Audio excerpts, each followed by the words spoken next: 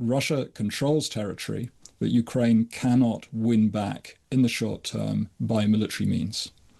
So at some point, a peace deal is going to involve not de jure recognizing that those territories are part of the Russian Federation, but recognizing that they can't be brought back in the short to medium term by Ukraine. As we speak, Keir Starmer is dialing into a virtual meeting of European leaders.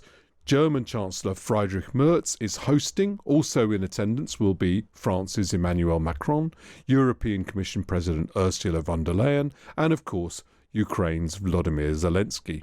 It's the last chance for Europe to try and impose some influence on the situation ahead of Donald Trump's meeting with Vladimir Putin in Alaska on Friday. John Lough, Senior Research Fellow at the New Eurasian Strategy Centre and former NATO representative in Russia, is here with me. Thank you very much for joining me, John. Good afternoon. Good to be with you. What message will Europe want to send to Donald Trump today?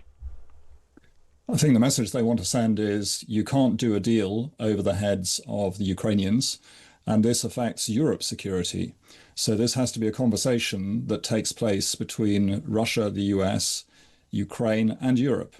And they want to make sure that, their viewpoint is conveyed. They have an opportunity because it seems that Trump is still prepared to listen to what the Europeans have to say. I think he's relieved in the first instance by the fact that Europe recognizes now that it's going to have to pay for US weapons to be supplied to Ukraine, that European countries have sensed that they now have an obligation in NATO to assume the real burden for defense. And so the world from that point of view is looking a little bit different compared to, I think, where it was 3 or 4 months ago.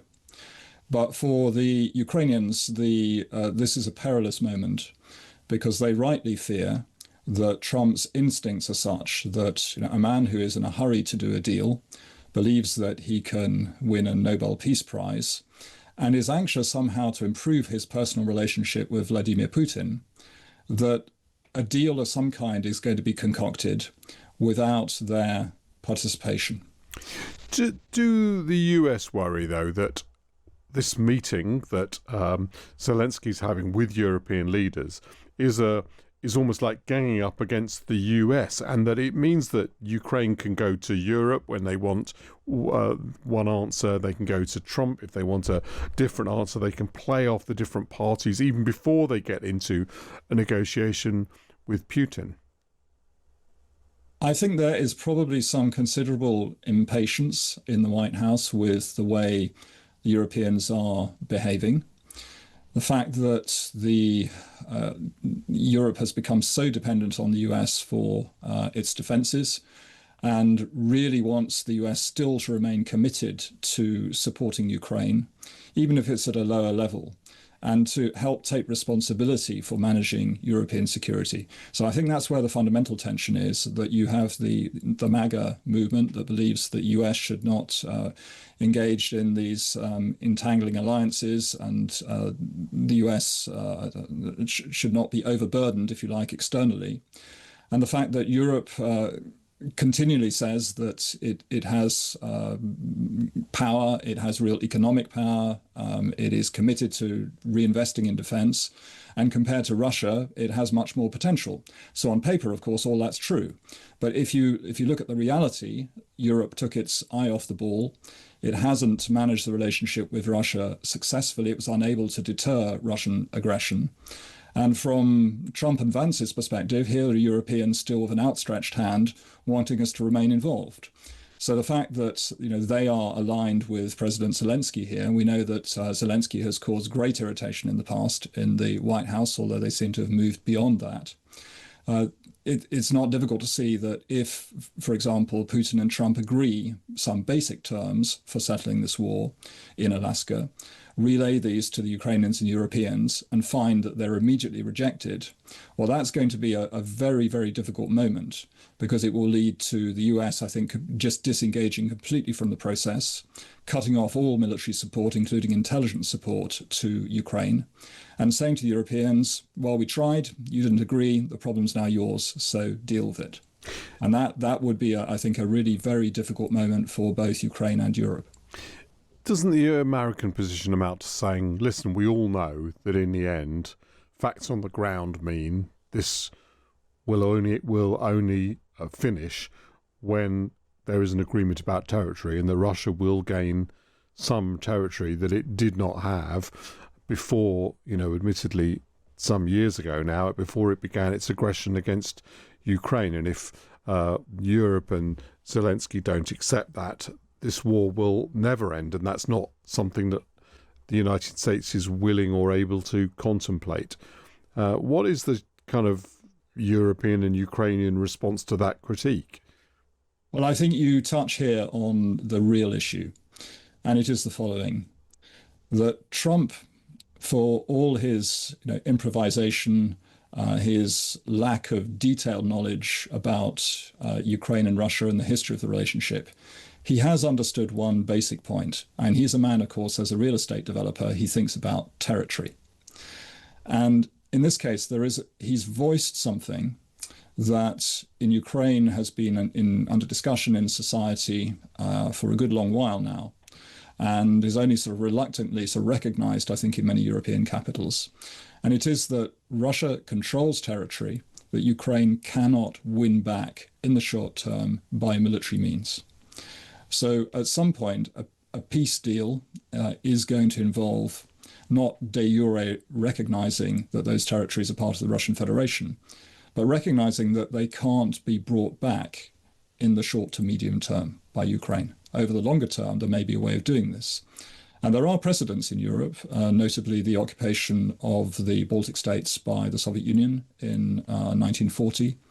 Their incorporation was not recognized by the United States or the majority of European countries. And equally, we had a situation in East Germany, which is not totally dissimilar, where although West Germany did ultimately in the 1970s end up recognizing the existence of East Germany, it held open the whole while the prospect of unification. So a peace deal is going to have to involve some elements of recognizing the fact that the Russians are there, but not de jure recognizing new borders. And the fact that over Europe over the last 75 years, we've lived with the principle, in particular over the last 50 years, that borders cannot be changed by force, that this is impermissible. This is the anchor principle of European security. And this is what the Russians in this case have just chosen to disregard and overturn for their advantage. And it seems they have somebody in the White House who is more sympathetic to this view that large countries should have zones of influence, and notably Trump's initial thinking about Greenland, for example. So this is what really concerns the Ukrainians and the Europeans quite rightly, that Putin and Trump may find some common language. Would this recognition of reality that you're talking about and that the Trump administration is talking about, would it end up being effectively capitulation by Ukraine? And if it is it a necessary capitulation? I don't think it has to be capitulation, not at all. We then get, I think, down into some of the details that would be central to a peace deal, namely, what sort of capacity will Ukraine have to defend itself? What sort of security assurances, it won't receive guarantees from its allies, but what sort of security assurances might it receive, even if they're just in the form of providing training to the armed forces, helping to supply the armed forces, having cooperation agreements across the board. Some of those are already in place. It's perfectly possible that Ukraine, effectively in smaller borders, can consolidate its independence and notably its democratic institutions. It can have effective armed forces. It can continue its path of integration with the European Union. And perhaps over time, it can reform successfully, develop its economy successfully, to the point where it is actually a force of attraction for people living in those territories that are beyond its new temporary borders. So I don't think it's a doom and gloom story, but the real question is, what are the Russians going to push for when it comes to this issue of security? Putin has spoken consistently in the past about Ukraine's demilitarization. And we understand that when the war started, the big war started back in 2022, there were some initial negotiations in April of that year in Turkey. And apparently one of the things the Russians wanted to do was to put all Ukraine's heavy weapons under Russian supervision in storage.